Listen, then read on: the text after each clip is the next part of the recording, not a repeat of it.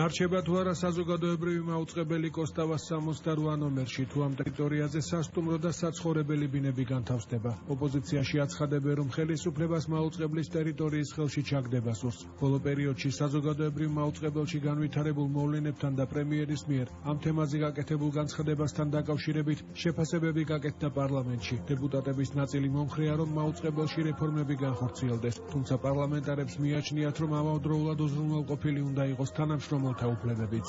მიზანშეწონილად მიმოჩნია ის, რომ გარკვეული რეფორმები უნდა განხორციელდეს საზოგადოებრივ მაუწყებელზე.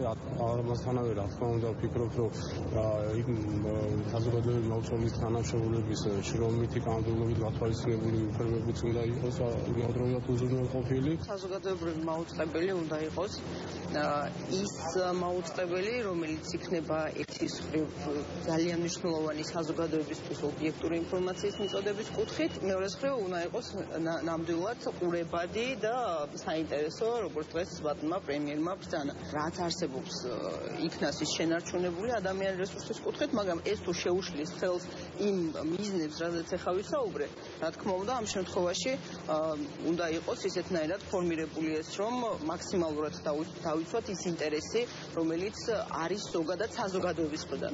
სხვა ვისაუბრა საზოგადოებრივ მაუწყებელზე, ერთი სიტყვით არ უხსენებია თითქმის მე მგონი 1000-ზე მეტი თანამშრომელი, რომელმაც არ იცის ხოლმე სამსახური ექნება თუ დახელფასი ექნება თუ არა.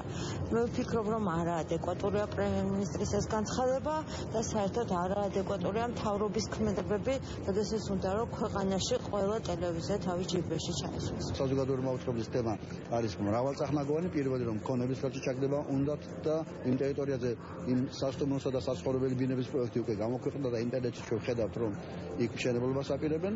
მეორე ის რომ უნდათ გაათავისუფლენ ან ლოიალურად ან ხელისუფლებისადმი ჯერ კიდევ კრიტიკულად დამოკიდებული ჟურნალისტები და უნდათ ფაქტობრივად GDS-ის, ასე ვთქვათ, ურეიტინგო ხალხი დასვან. მე ვხედავ ტენდენციას ძალიან ცუდს, რომ ჯოხი უნდა გადატეხონ ჟურნალისტებზე.